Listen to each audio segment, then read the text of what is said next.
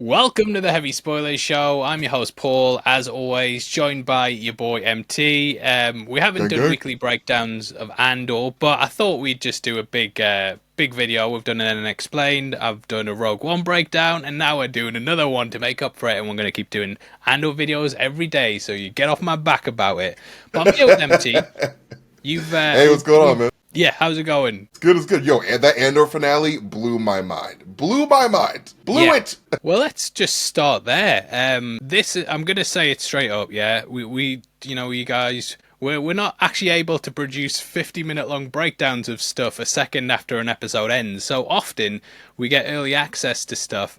Normally I'll do it, write the script, and I'm like, boom, that's over. On to the next one, job done. This is actually one of the only shows that I've actually finished working on it and just went back to enjoy it and rewatch it again. It really took me away. I think the first half of the season was slightly slow with the pacing, but the build up and the entire point of going through all that, I think, really paid off in the end.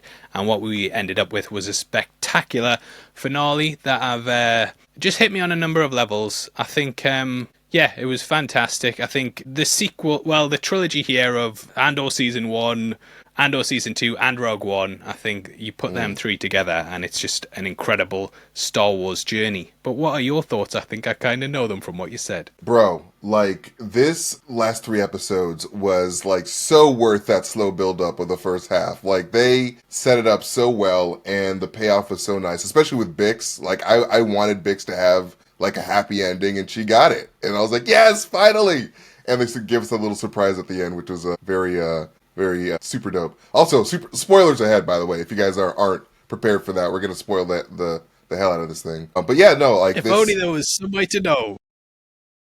If only there was some indication on the channel title. But yeah, no, like all the performances were like top notch, and like it was just so good, so good. I think has been kind of a big cloud hanging over the whole Andor show for me because obviously, Star Wars is known for releasing the ending first and then being like, oh, well, we'll actually go back to the start and tell the story in that order. And there has been kind of the feeling that, oh, well, we know how Andor dies. We've seen it happen. There's no escape for this character. It's all doom and gloom. And I was very much just preparing myself for the finale to be like, oh, well, Andor lands on the Ring of Kafrene and we see him walking down the street and be like, I'm off to meet Tivik now. I'm going to meet Tivik. And that is sort of what they do along those, he leaves Yavin 4 and we know he's going off to start Rogue One.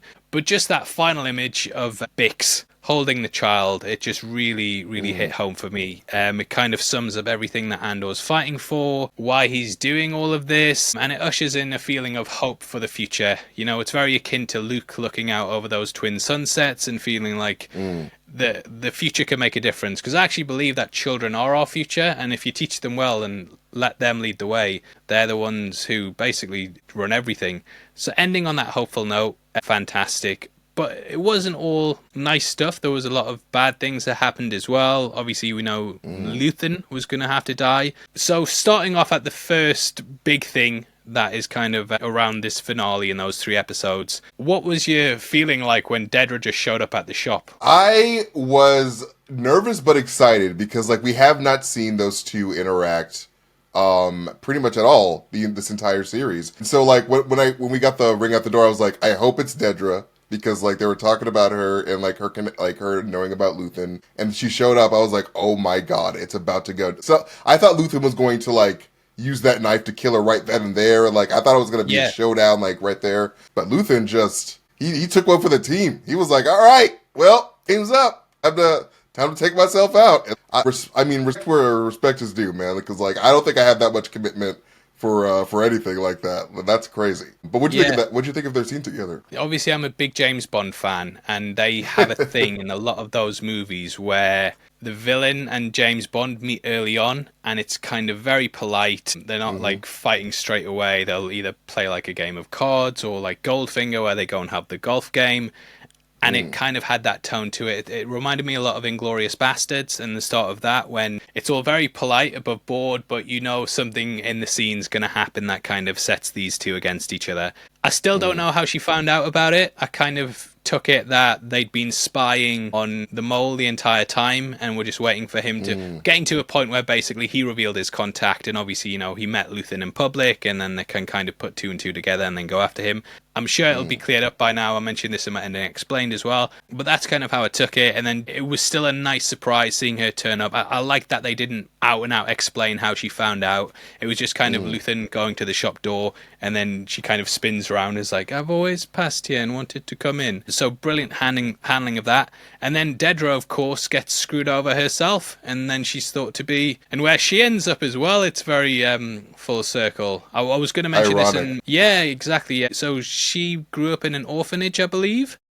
And she's kind of worked her way up to the top of the Empire, but now she's back in sort of this place she doesn't want to be. She's all alone again. No one's coming for her, and she's just kind of being used by the Empire once more. It's quite a tragic thing, but it's also, like, good. I'm glad. But yeah, I mean, like, that's usually what happens with dark-sided type people in Star Wars. Like, there always is some, like, type of comeuppance, some type of consequence for their dark-sided actions. And she got exactly what she deserved. Like, she's in the place where Andor and what's it called? I forget his name. Kino Loy was, and it's awful. Totally awful. Yeah. You don't even really need to see it. You just need to see those prison robes and that room, and you already figure out. And that's what I love about it. It's just a very short, compacted image of just her sitting in a cell, and instantly, because we've been through it all with Andor, we instantly know what the rest of her life looks like, and how bad it's going to be, and how every day is going to either be she dies or she keeps working to then work the next day where she might die. Fantastic storytelling. It's not over the top like a lot of the stuff in Star Wars, the deaths, you'll see people kind of Darth Vader sort of killing his own men and choking them, or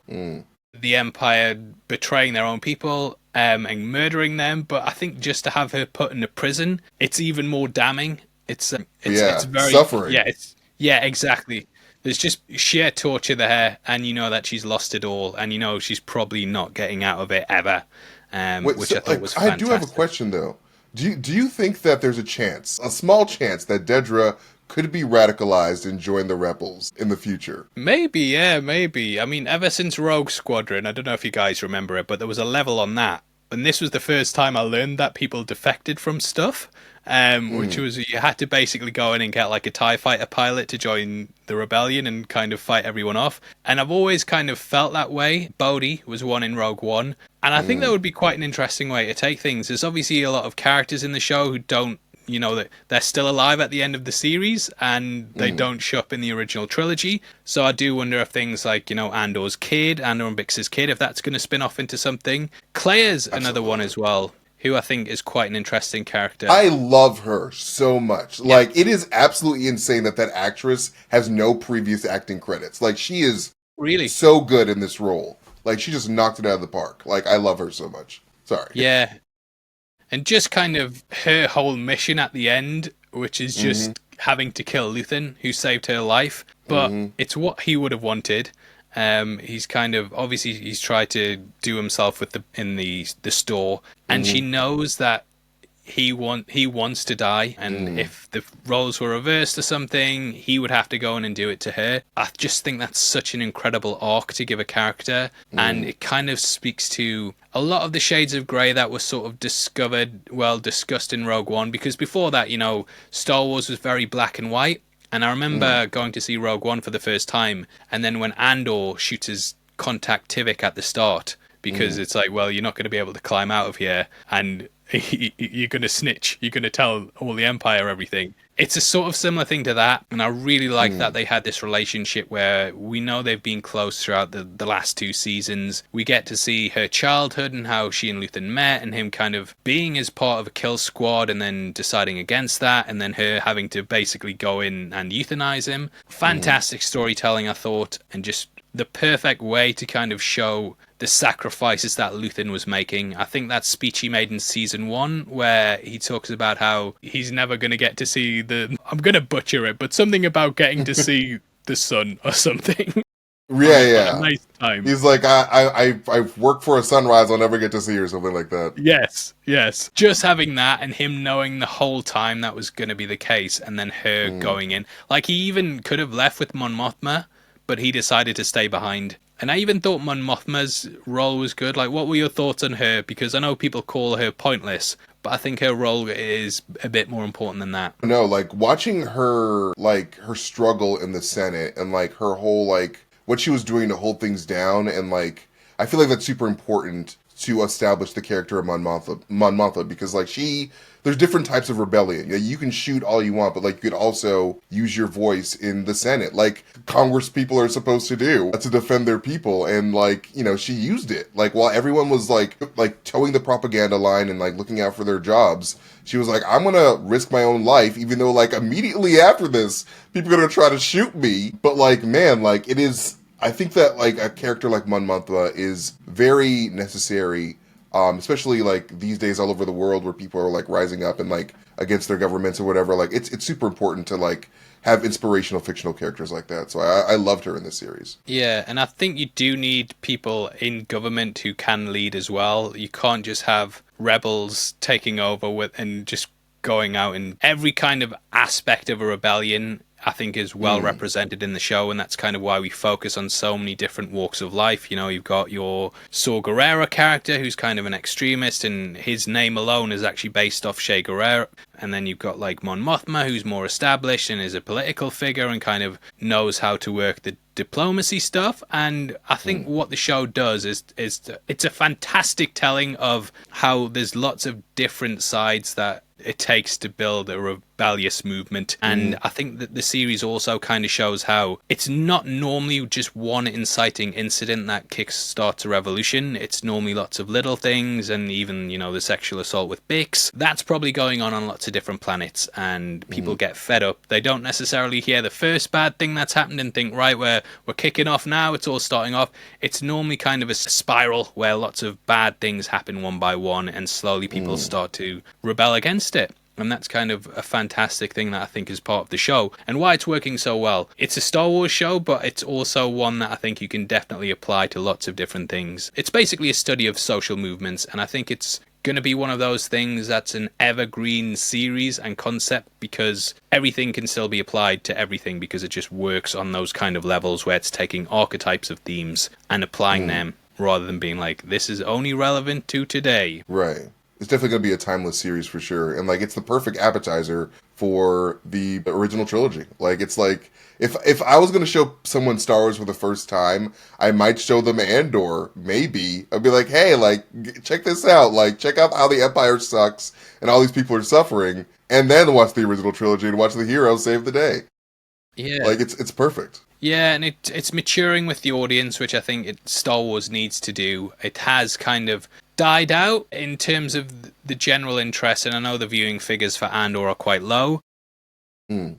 But the series like The Acolyte, it was like there was a lot of focus on the viewing figures and people complaining. But I think with Andor, you can kind of understand why and not necessarily judge it on just that, because it's not necessarily appealing to the mainstream. It's appealing to a small subset of people who are interested in these sort of topics. And I think they do a fantastic job with it. We have just launched Andor t-shirts as well, just chilling them at the moment. They're fantastic, by Sheridan. If you want to buy those, support the channel. Kind of talking about Star Wars, though, it's difficult to say this, but I've always wondered what Star Wars would have been like if they'd actually told the story in chronological order, instead of being like, here's the original trilogy, here's the prequel, here's the sequel, here's the Mandalorian, and then there's Andor before it, and Ahsoka. And I actually get confused about where the fuck everything is sometimes. I'll be like, was the Mandalorian set before Return of the Jedi, or was it during it? Do you think this series would impact and be more impactful if it was released with Andor Season 1, then Andor Season 2, and then Rogue One? I think so. I feel like, having that, immediate, like, having it come out immediately, like, would have helped it a lot. Because, like, it's been a couple of years since the first season of Andor. And like when, like in the first episode of this season, I was like, "What happened again? Like, where am I at?" Like you said, like we sort of jump around. Like we were just in the skeleton crew era. Like we were just like pretty much like all sorts of different places. And so like coming back, it's like it's sort of confusing. So like I kind of wish that there was that, season 1 immediate season 2 type of deal. But this is It's fine. I mean, I feel like we've gotten used to like the way that Star Wars tends to tell their stories. It's very scattered. It's very all over the place. It's like a series of like legends that we get like piece by piece. So like, you know, as the average Star Wars fan, it's like, oh, it's fine. But like the average viewer, I feel like, you know, that type of storytelling does sort of affect their interest in like maybe like starting out Star Wars. Like I was talking to one of my friends the other day and she was like, Star Wars seems really interesting, but like I don't know where to start. Like it's just so confusing. And I was just like, I totally get that, because like telling them to start with episode 1 is kind of rough. It's like, all right, start with Phantom Menace, the worst one. But yeah, like it's just it's a kind of it really depends on who you are and how interested and dedicated you are to sci-fi, really. Yeah.